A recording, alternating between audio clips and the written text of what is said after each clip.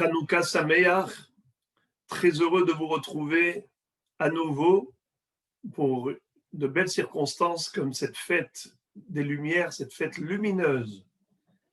Et le thème, c'est justement cela, comment les lumières de Hanouka peuvent éclairer notre vie.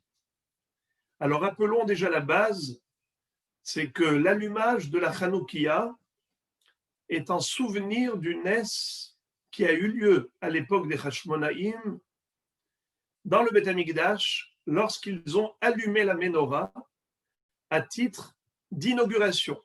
C'est pour ça que ça s'appelle Hanouka, qui veut dire Chinour, l'inauguration.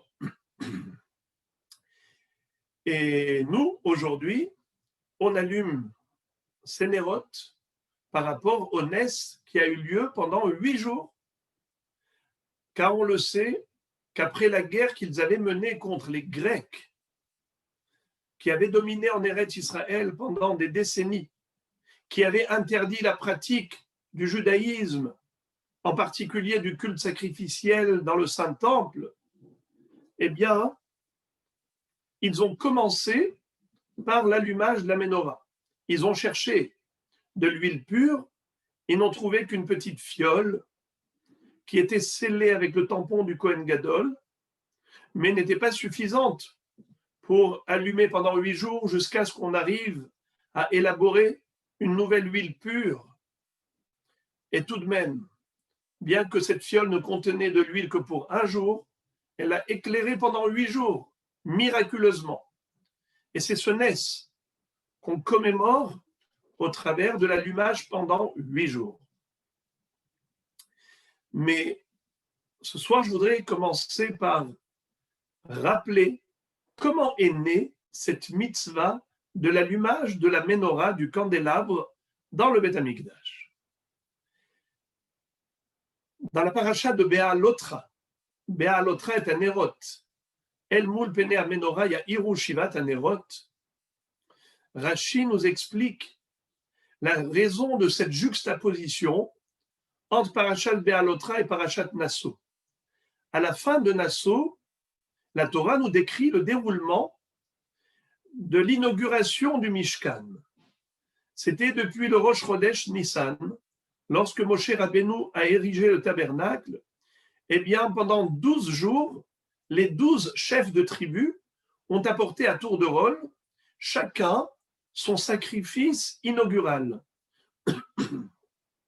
Hanoukat HaNesi'im, ça s'appelle. Il n'y avait qu'une seule tribu qui était absente, celle de Lévi. Aaron à Cohen, lui, a eu beaucoup de chagrin.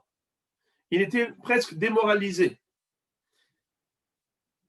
En se disant, mais pourquoi on n'a pas eu ce mérite, ni moi, ni ma tribu, de pouvoir participer à ces sacrifices d'inauguration du Mishkan. Alors, Akadosh Baruch Hu va le consoler. Et il va lui dire, Aaron, arrête d'être chagriné. Je vais t'accorder maintenant une mitzvah qui est encore plus importante que la leur. Shelcha gedola mishelahem, she'ata madlik umetiv et anerot, beha'alotra et anerot. La mitzvah que je te donne, c'est la mitzvah d'allumer le candélabre dans le Saint-Temple. Cette mitzvah de l'allumage de la Ménorah est encore plus importante que la mitzvah des sacrifices qu'ont apporté les chefs de tribu. Alors, Ramban Nachmanide se pose une triple question. Premièrement, en quoi la mitzvah de l'allumage de la Ménorah est supérieure à la mitzvah des korbanot des Nesi'im. Deuxièmement, pourquoi est-ce que Aaron à Cohen était chagriné? Pourtant, il a la chance d'être prioritaire dans le Beth Amikdash. Comme dit la Gemara, la Mishnah dans Masechet Yoma, Kohen Gadol makriv barosh venotel helek barosh. Le grand prêtre avait la priorité, la primauté. quand il arrivait au Beth Amikdash, on lui cédait tous les droits. En plus, c'est que chaque jour, il y avait un korban qui était spécifique au Kohen Gadol, qui s'appelle Minhad Havitin Shel Kohen Gadol. Donc, il est privilégié. Pourquoi est-ce que Aaron à Kohen était, entre guillemets, jaloux des Nessi'im qui avaient accompli cette mitzvah? Troisièmement, si il y avait besoin d'une consolation, pourquoi est-ce qu'Hachem a choisi spécialement la mitzvah de la Ménorah? Hachem aurait pu choisir, par exemple, le Seder HaAvoda de Yom Kippourim. On le sait que le jour de Kippour, le grand prêtre était au service, et c'est grâce à lui que le peuple juif allait mériter la kapara. Am Israël allait arriver à une euphorie, une joie explosive quand il voyait à l'issue du culte sacrificiel le jour de Kippour, lorsque le Kohen Gadol avait fait tout ce qu'il fallait faire comme korbanot, alors il y avait un tissu rouge qui allait blanchir miraculeusement pour indiquer le pardon de toutes les fautes. C'était merveilleux. Le Kohen Gadol, il faisait une grande fête à l'issue de Kippour. Veyom tov ayarose le ohavav, betzeto beshalom min hakodesh. Alors, pourquoi Baruch Hu ne l'a pas consolé avec ce genre de mitzvot?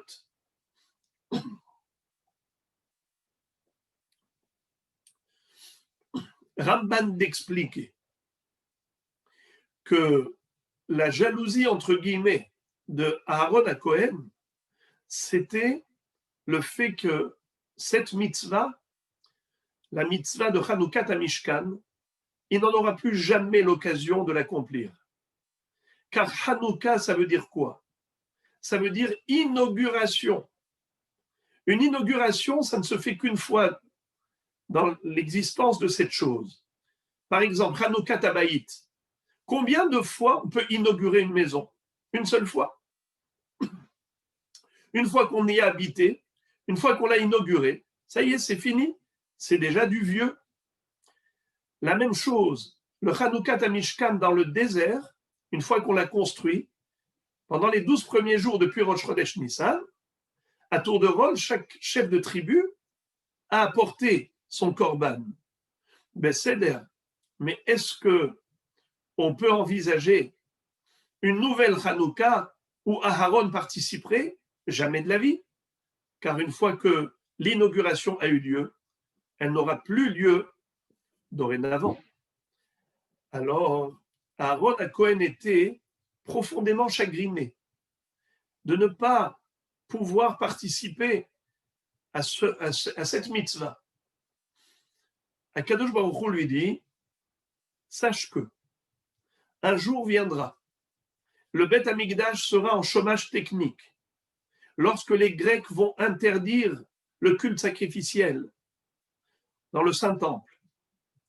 Mais qui est-ce qui va inaugurer le Beth Amikdash après la victoire, lorsque les Hashmonaïm vont mener une guerre contre les Yevanim? Ils vont restaurer le Beth Amikdash, le purifier. Par quoi ils vont inaugurer le Beth Amikdash? Eh bien, ils vont commencer par cette mitzvah de Hadlakat Menorah. Eh bien, Aharon à Cohen, Beha'alotra et Anerot. Sache que ces Hashmonaïm, ce sont des descendants, ce sont des Kohanim. Bimé Matatiaou ben Yochanan Kohen Gadol Hashmonaï Ubanav. Voilà la consolation. C'est qu'il y aura encore une Hanouka, pas dans le désert pour le Mishkan, mais dans le Beth Amikdash à l'époque des Hashmonaïm. Et cette inauguration, cette Hanouka, aura lieu par la descendance de Aaron à Cohen, Matatiaou, Ben Yochanan, Cohen Gadol, Hashmonaï Ubanav. Ça, c'est l'explication du Ramban, qui conclut en disant pourquoi cette mitzvah est supérieure à celle des korbanot, des Nessi'im, des chefs de tribu. C'est parce que les sacrifices c'est quelque chose qu'on peut offrir uniquement dans le Beth Amikdash. Une fois qu'il a été détruit, c'est terminé, c'est fini. Mais la Hanoukia éclaire et brille dans toutes les maisons juives, pas seulement à l'époque du Saint-Temple, même après malheureusement sa destruction, jusqu'à sa reconstruction, l'Imhera B'Yameinu. En attendant, dans des millions de maisons juives, pendant ces 8 jours de Hanouka, nous voyons briller ces lumières. Alors, Shelcha Gedola Mishelahem, cette mitzvah de la Menorah, elle est plus importante que celle des Korbanot. Voilà donc au niveau du commentaire du Ramban. Mais tout de même, je me permettrai de soulever un point d'interrogation. Est-ce que vraiment Aaron à Cohen avait une bonne raison de se consoler? Est-ce que cette mitzvah de la Menorah qui lui a été donnée répondait à ses attentes? Pourtant, lui voulait lui-même accomplir cette mitzvah de Chanoukat à Mishkan. Qu'est-ce que Hachem lui dit? Ce n'est pas toi, ce sera donc tes descendants. Mais lui, il voulait lui-même accomplir cette mitzvah. C'est un peu comme quelqu'un qui vivait dans la galère, un pauvre qui vivait dans la misère. Et on lui dit dans un rêve, tu sais que un de tes descendants, arrière-petit-fils, sera multimilliardaire. Est-ce que c'est une consolation pour lui? Évidemment que non. Lui, il souffre. Ce n'est pas une... On ne peut pas le tranquilliser en lui disant, t'inquiète pas, le jour viendra et un de tes descendants sera riche. Il veut être lui-même riche. Alors, comment Akadosh Baruch Hu a consolé Aaron de cette manière? Où est l'argument?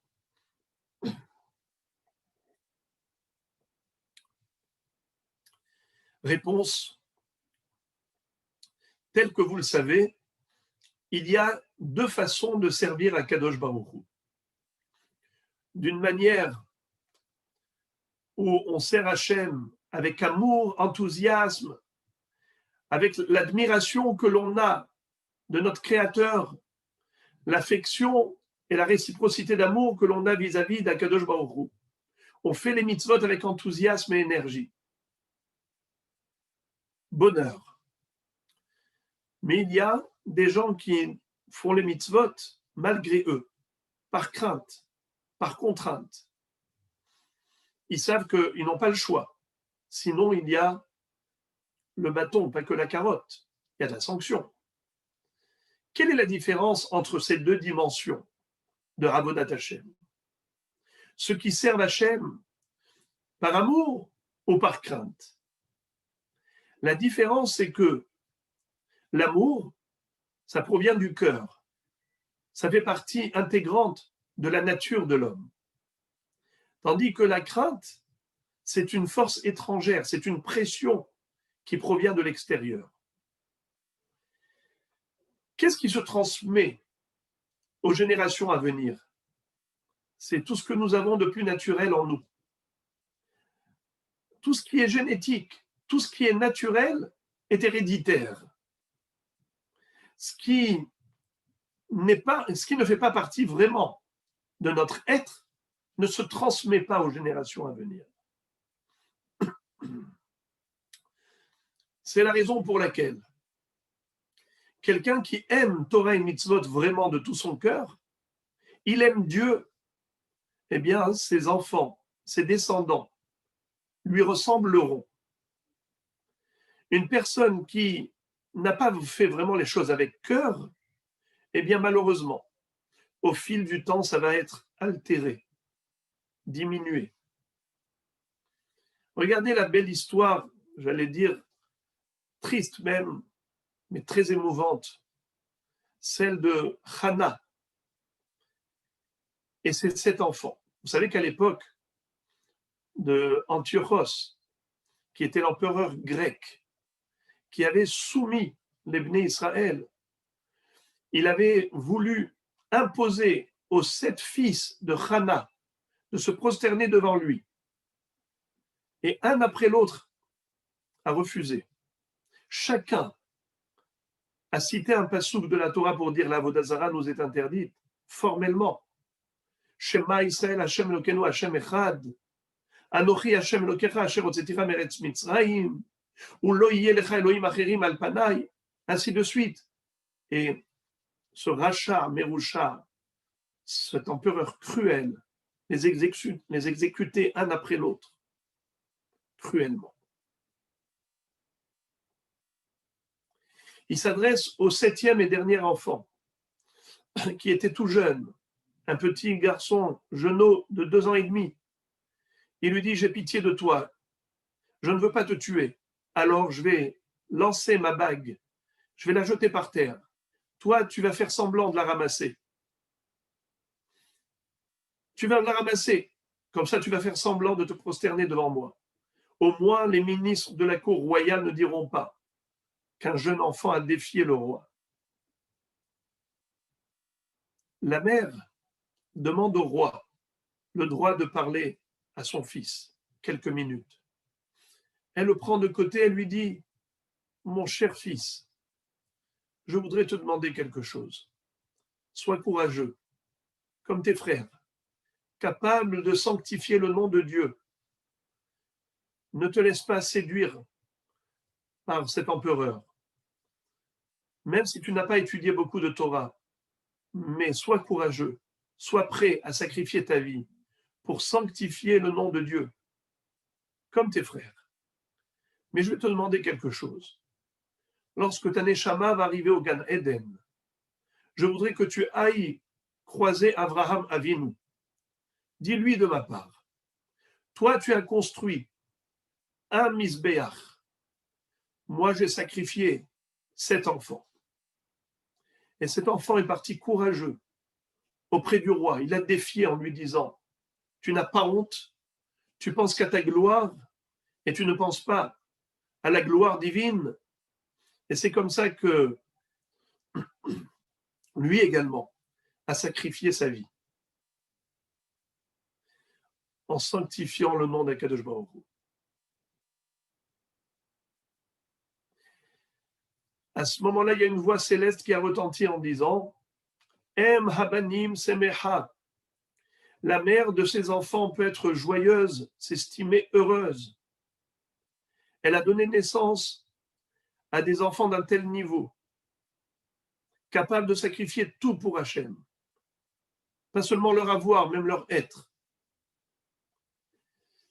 Question, qu'est-ce qu'elle voulait dire quand elle a dit, va dire à Avraham Avinu, toi tu as construit un misbéach pour la Akedat Yitzhak, moi j'en ai sacrifié 7.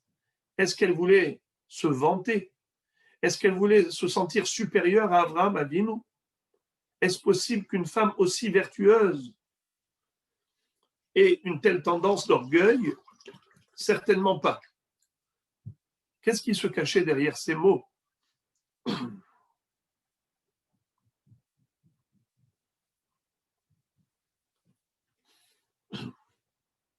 Juste le contraire. Elle voulait dire à Avraham Avinu, penses-tu que ce que tu as fait, ça a été oublié? Toi, tu as fait Akedat Yitzhak à l'âge de 137 ans. Tu as été capable de monter comme holocauste ton fils bien-aimé, ton fils unique, parce que Dieu te l'avait demandé. Tu ne t'es pas posé de questions. Tu l'as fait de tout cœur, par amour d'Akadosh Baruch Hu. Mais ce n'est pas tombé dans les oubliettes, parce qu'au travers de cet acte héroïque, tu as semé dans notre cœur, à nous tes descendants, la graine d'amour de Dieu. Cette ahava d'Akadosh Baruch Hu, c'est quelque chose qui traverse les générations. Et si nous, aujourd'hui, on a été capables de sacrifier cet enfant, c'est-à-dire 7 enfants se sont sacrifiés pour Dieu, c'est grâce à qui? C'est grâce à toi, Abraham. Parce que tu l'avais fait avec tellement de sincérité, de profondeur. C'était l'amour que tu avais exprimé à Kadosh Baruch Hu. Plus que l'amour de ton fils. Eh bien, de ce fait, c'est devenu un patrimoine héréditaire. L'amour d'Hachem. On est capable, nous, de surmonter toutes les épreuves. avec cette flamme d'amour, grâce à toi. On comprendra maintenant ce qu'a voulu dire Akadosh Baruch Hu à Aaron HaKohen. Justement, les Hashmonaïm auront besoin de ton exemple. Les Hashmonaïm, à leur époque, lorsque les Grecs avaient dominé Eretz Israël pendant 52 ans et qu'ils avaient réussi à entraîner une grande partie du peuple vers la religion grecque, car cette culture était extrêmement séduisante. Ils ont commencé par la contrainte et la pression, par les menaces et la force, mais ensuite ils sont passés du bâton à la carotte. Et avec la carotte, ils ont attiré énormément de gens. Combien de Juifs se sont laissés séduire par cette culture? Ils ont amené au monde sa modernisation, l'athlétisme, l'esthétique, la philosophie, la science, beaucoup de belles choses. Et de ce fait,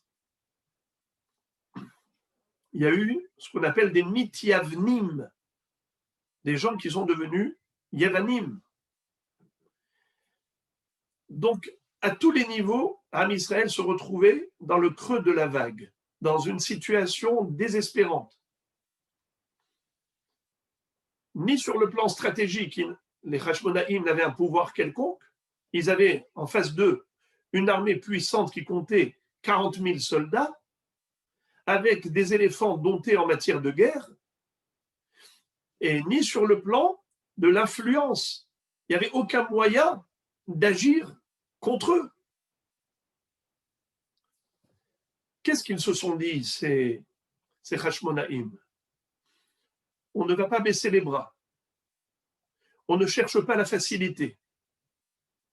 Nous, ce qu'on veut, c'est ramener la Torah à ce peuple, restaurer le culte sacrificiel dans le Beth Amikdash. On voudrait ramener Hachem au sein d'Israël, relier le peuple à son Dieu. Alors, qu'est-ce qu'ils ont fait? Aucun calcul. Ils ont été prêts à se sacrifier pour Akadosh Baruch Hu, jusqu'à la dernière goutte de sang. Ils auraient pu se dire, on n'a aucun devoir, car on n'a aucun pouvoir.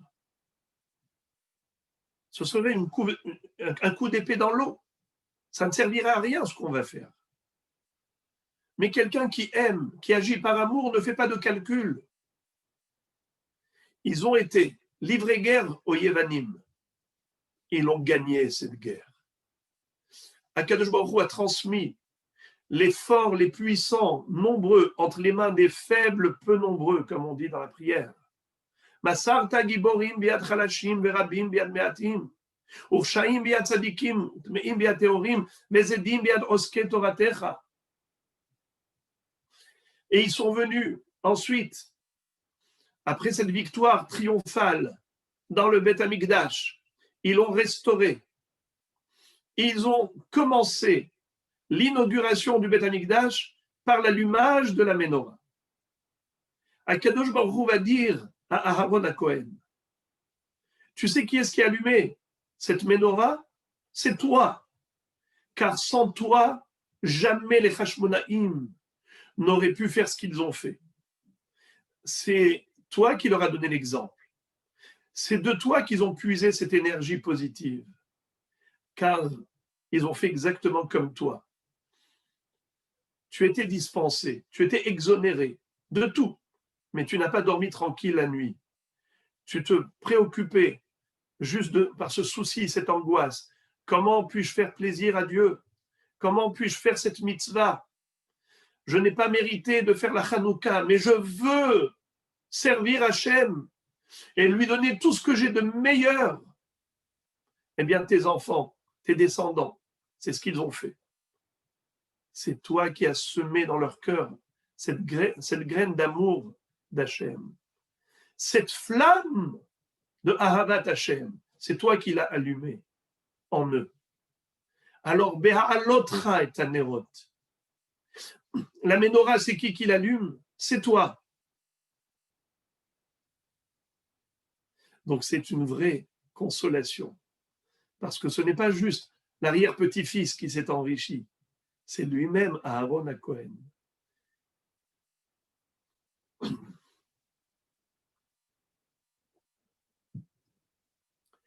Vous le savez que il y a une différence entre Purim et Hanouka. À Purim, on a la mitzvah de se réjouir par le biais d'activités physiques. Mishte Vesimcha, on va organiser de très beaux festins, on va boire du vin, on va s'envoyer des cadeaux, des choses qui sont d'ordre matériel. Tandis que à Hanouka, c'est principalement des mitzvot d'ordre spirituel. L'allumage des Nerot, le Hallel qu'on chante après la Hamida, Alanissim vers la Pourkane qu'on récite dans Birkat Amazon, dans la Tfila. Donc tout cela, ce sont des expressions de l'âme, de la Neshama, des actions spirituelles. Tandis que à Purim, c'est physique. Pourquoi cette différence? Nos maîtres de nous expliquer qu'à Purim, c'est le physique juif qui était en danger. Haman voulait anéantir Am Israël. Tandis qu'à Hanouka, les Yevanim n'ont pas cherché à tuer, ils ont cherché à assimiler, à nous convertir à leur religion. Donc, ce qui était leur cible, c'était la Neshama. C'est ça ce qu'ils ont visé. Les Shakecham Toratecha, les Aviram et Rukeretzonecha. Nous faire oublier la Torah, les mitzvot. Mais, lorsque nous avions eu ce miracle de Purim et de Hanouka, alors il faut maintenant exprimer notre joie, notre gratitude et reconnaissance envers le Créateur. Qu'est-ce qu'on fait? Eh bien, à Purim, par le biais du physique qui a été sauvé, Mishte Vesimcha. À Hanouka, par le biais de la Neshama, on va chanter le Hallel, Alanissim, on va allumer les lumières pour commémorer ce naissance. Mais la question qui se pose, comment peut-on comprendre que Kadosh Baruch Hu ait envoyé un peuple grec pour empêcher Israël d'accomplir Torah et Mitzvot? C'est incompréhensible. Pourtant, Hachem nous a donné la Torah. Il veut qu'on accomplisse les mitzvot. Alors comment est-ce qu'il peut nous envoyer des gens qui nous en empêchent? C'est une chose et son contraire. Il veut ou il ne veut pas qu'on fasse Torah et mitzvot? S'il le souhaite, alors pourquoi est-ce qu'il envoie ces goïms en Eretz Israël surtout pour neutraliser le Beth Amikdash? Réponse, nous dit le Baït Radash, communément appelé le Bah. Il dit que à cette époque, malheureusement, le peuple juif s'est relâché en matière spirituelle. Il ne faisait plus Torah et Mitzvot. Alors, Akadosh Baruch Hu a dit, vous n'appréciez pas ma Torah, vous ne l'aurez plus. Maintenant, si vous la voulez, à vous de faire le pas vers moi. Et en effet, c'était ce que Hachem a attendu et il a obtenu. Lorsque les Hashmonaïm, qui étaient des Kohanim, responsables du culte sacrificiel de Avodat HaKorbanot dans le Beth Amikdash, ils étaient les représentants d'Israël au devant de Dieu, puisque les Kohanim, ce sont les délégués du Ham d'Israël dans le Beth Amikdash. Ils se sont battus pour cette spiritualité. Eh bien, là, Kadosh Baruch Hu dit, si vraiment vous le souhaitez, vous le voulez vraiment, alors je vous accorderai une victoire, et pas seulement une victoire, mais la possibilité de ramener au peuple juif toute cette Torah, toute cette Kedusha, cette sainteté, qui fait la particularité du Ham Israël. Mais il fallait que ce soit le fruit d'un combat, C'est ce qu'Akadosh Baruch Hu attend de nous. Des efforts permanents pour lui faire plaisir, pour le servir. Voyez-vous que Yaakov Avinu, tel que la Torah nous l'a raconté dans la parachiote qu'on a lue récemment, il a dû se battre pendant toute la nuit. Vaïvater Yaakov levado avec Ish'imo ad alot hashachar.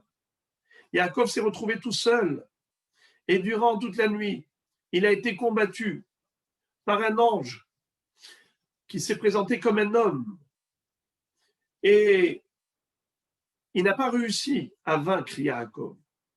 Il a réussi à disloquer sa hanche. Mais Yaakov Avinu n'a pas lâché prise. Et lorsque le jour s'est levé, cet ange va dire à Yaakov, s'il te plaît, libère-moi, lâche-moi. Shalecheni ki ala shahar. Le jour s'est levé, je voudrais aller chanter à Dieu une louange, car jusqu'à présent, l'occasion ne m'a pas été offerte. C'est la première fois pour moi que je pourrais chanter une louange à Dieu. Alors permets-moi de partir. Il lui dit, je ne te lâcherai pas tant que tu ne m'as pas béni. Il lui dit, alors comment t'appelles-tu? Il a dit, je m'appelle Yaakov. Il a dit, désormais on t'appellera Israël.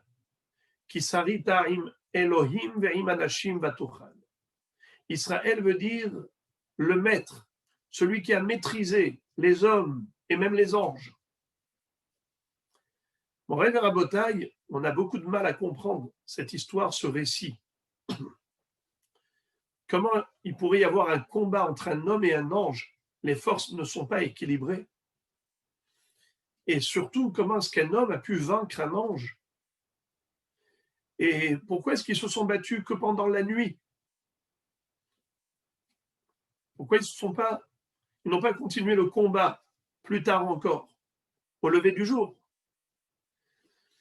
Et qu'est-ce que ça veut dire que cet ange dit à Yaakov, jusqu'à présent, je n'ai pas eu l'occasion de chanter à Dieu une louange. Comme par hasard, c'est arrivé juste à ce moment-là.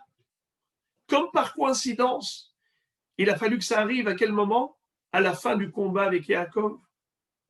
Et la chose la plus étrange, c'est le Midrash qui nous dit que lorsqu'ils se sont battus, il y a eu un tourbillon de poussière qui s'est formé autour d'eux, et ce havak, cette poussière est montée jusqu'au Kisei HaKavod, jusqu'au trône divin. Melamed she'elu havak margelotem ad Kisei HaKavod. Mais comment peut-on imaginer une chose pareille?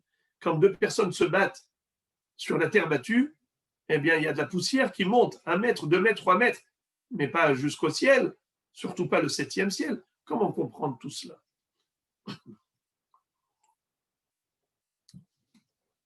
Chachamim nous disent que cet ange, c'était qui? Sarosh el-Esav, l'ange protecteur de Esav. Tel que vous le savez, chaque nation a un ange dans le ciel qu'Akadosh Baruch Hu a nommé responsable pour la gestion de son peuple. Il plaide en sa faveur au devant d'Hachem, et ainsi de suite. Yaakov devait croiser Esav. Il lui avait envoyé des cadeaux. Esav était en train de venir pour détruire Yaakov et sa famille, avec 400 hommes armés. Et à ce moment-là, qu'est-ce qui va se passer? L'ange de Esav vient lutter, combattre Yaakov. Comment il va lutter contre lui? C'est un ange. En fait, il a cherché à l'entraîner vers la faute, à le pousser vers des havérotes. C'est ça le combat. En fait, c'était le Yetzer Hara lui-même. Car si Yaakov Avinu allait faiblir spirituellement parlant, ça donnerait toute la force à Esav. Car Yitzhak Avinu avait dit Hakol kol Yaakov vehayadaim yede Esav. Lorsque la voix de Yaakov retentit dans les centres d'études de Torah, dans le Beth Midrash et à la synagogue pour la Tefila, à ce moment-là, les mains de Esav ne sont pas actives et ne sont pas efficaces. elles n'y peuvent rien contre Yaakov. Mais si la voix de Yaakov faiblit en matière de Torah et de Tfila, c'est là que Esav prend le dessus. Alors il vient le faire fauter. Et Chachamim nous disent que la nuit représente la vie dans ce bas monde. Comme l'obscurité de la nuit, c'est l'obscurité de la vie terrestre. Alors, il va le combattre pendant toute la nuit. C'est-à-dire que le Yetzer Hara essaye de faire fauter la personne pendant toute sa vie terrestre. Le Yetzer Hara ne lâche jamais prise. Il n'est jamais au chômage. Lui, le mauvais penchant. Il est avec Ishimo Kol Ad Alot HaShachar, toute la nuit jusqu'au lever du jour. Le lever du jour, ça représente le Olam Haba. Alors, il a essayé de le faire fauter, pas par des péchés mignons, des fautes classiques. Il a voulu aller jusqu'au Kisei HaKavod, jusqu'à détacher la Neshama de Yaakov du trône divin. Car vous le savez, chaque personne a sa Neshama qui est reliée à Dieu. La Neshama est une lumière divine. Et tant que l'on croit en Dieu, même lorsqu'on a fauté, on a possibilité de faire teshuva. Mais quelqu'un qui ne croit plus en Dieu, chas v'shalom, ne fera pas teshuva, puisqu'il n'y croit pas en lui. Alors,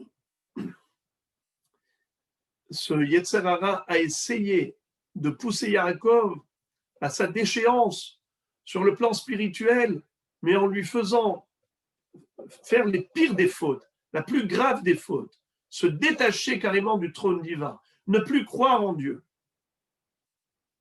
Il n'a pas réussi, car Yaakov Avinu essaye de se battre. Mais à la fin de ce combat, c'est qui a été vaincu? C'est ce Yetzer Hara.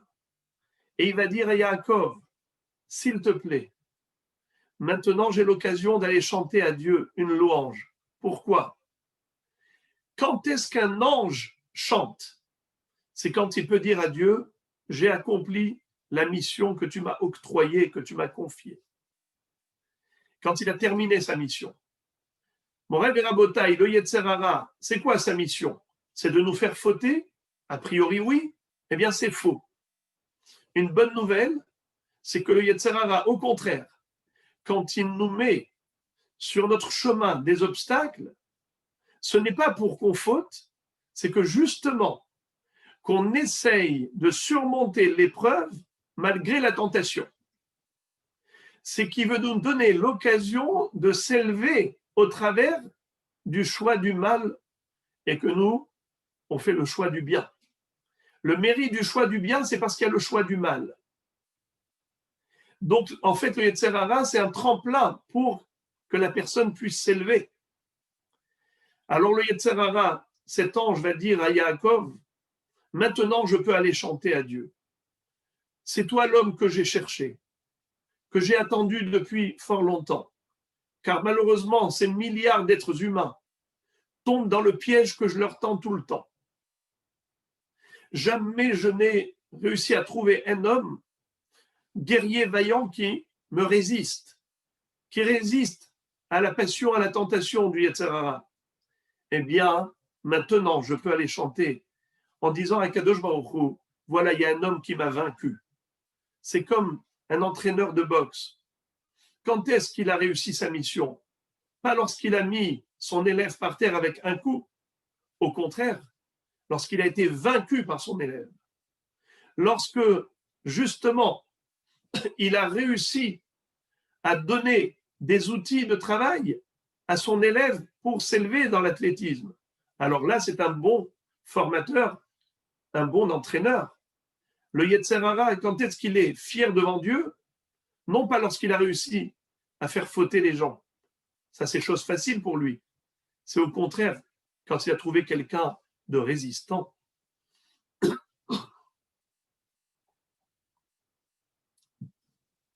Eh bien, mon Rebbe Rabotai, la fête de Hanouka, c'est ce qu'elle nous apprend.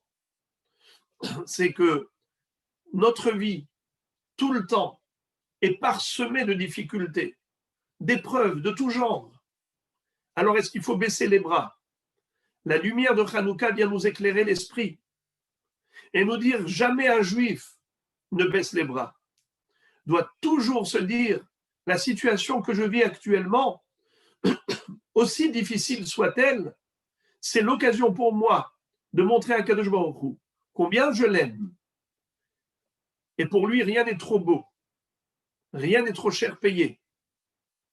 Et tout ce qu'on peut faire, on doit le faire. Comme j'aime bien dire, le minimum qu'on doit, c'est le maximum qu'on peut. Je vais conclure avec une histoire de cette époque également, que la Gemara nous raconte à propos d'un homme qui s'appelait Elisha Baal Kenafaim. La Gemara nous dit que les téphilines, lorsqu'on les porte, il faut être dans un état d'hygiène qui correspond à la sainteté des téphilines. Le nom divin figure 42 fois dans les téphilines, 41 fois dans ceux du bras et 41 fois dans les téphilines de la tête.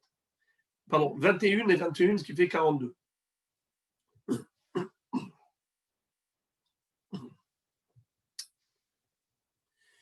Alors, c'est quoi cette histoire de Elisha Baal Kenafaim, qui était la référence en matière du respect des téphilines? Ce fut à cette époque où les goïms avaient interdit formellement l'accomplissement des mitzvot. Évidemment que le port des téphilines, c'était la chose la plus frappante, la plus tangible, la plus palpable comme accomplissement de mitzvah, puisqu'il portait les téphilines toute la journée à l'époque. Qu'est-ce qu'il a fait, ce Elisha, ce tzaddik? Il est carrément sorti à l'extérieur avec les téphilines sur lui, pas seulement à l'intérieur. Et en effet, il y a un soldat qui l'a aperçu, qui lui court après. Et lui, qu'est-ce qu'il fait? Vite, il retire les téphilines et il les met sous sa veste. Quand le soldat l'a rattrapé, lui dit: qu'est-ce que tu as caché dans ta veste? Il lui a dit juste des ailes de colombe, Kanfei Yona. Il dit quoi? C'est quoi cette histoire-là? Il lui ouvre la veste et miraculeusement, qu'est-ce qu'il aperçoit? Des ailes de colombe. Et la Gemara dit que ce nes a eu lieu parce que Elisha Baal Kenafaim s'est dit: Israël a été comparé à une colombe.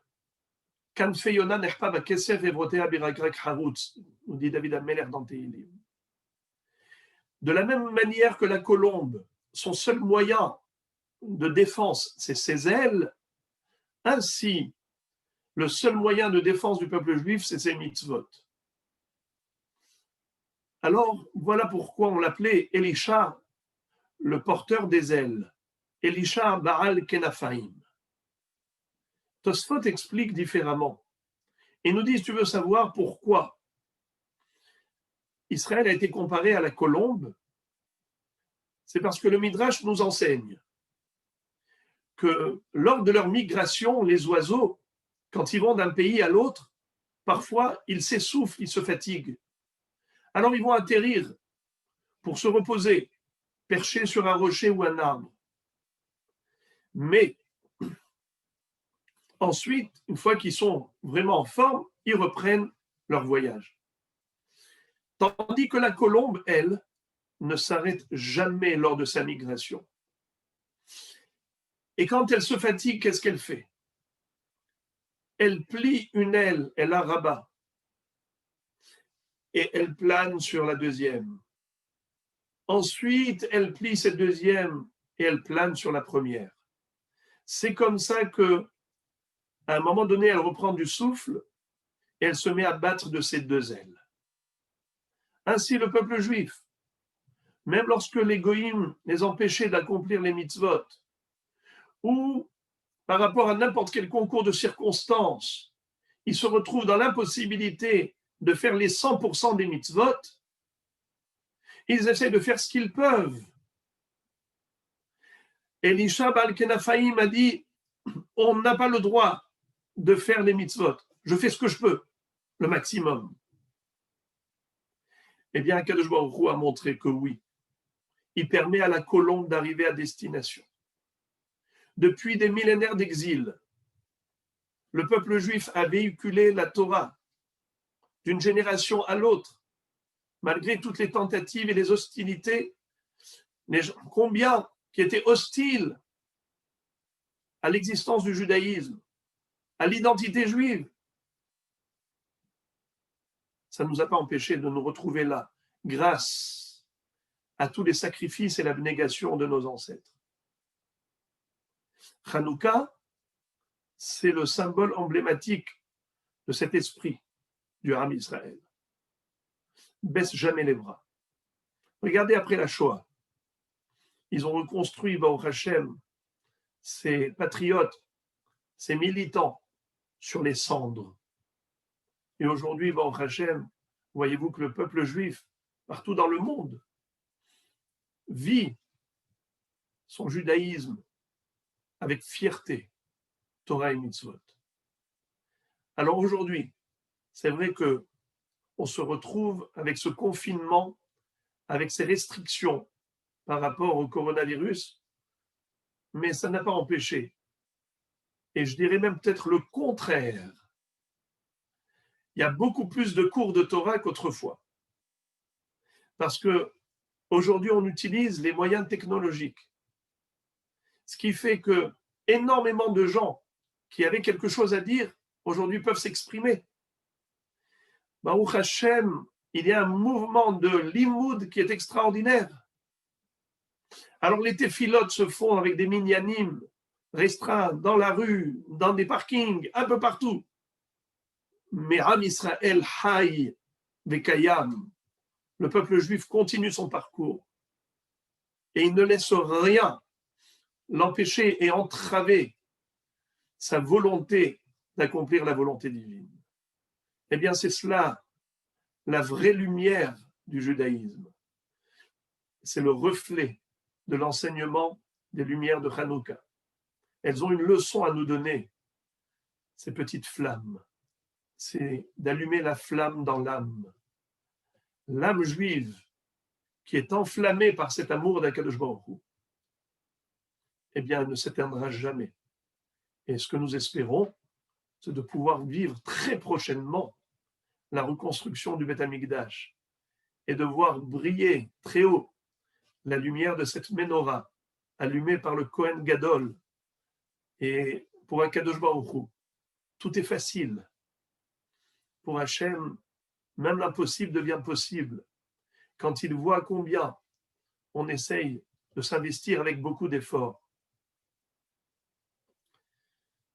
Alors, de la même façon qu'il a réussi à plonger tout le monde avec un petit virus dans le désarroi, alors Yeshuat Hashem keheref ain, la délivrance peut avoir lieu en un instant, en un clin d'œil.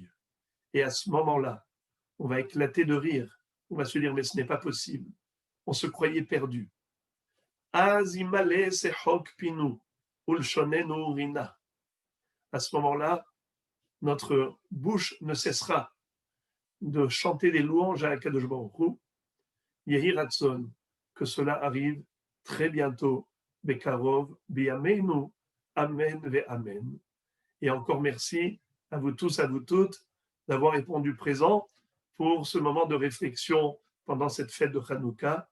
Et Be'ezrat Hashem, on puisse partager encore de grands moments de lumière.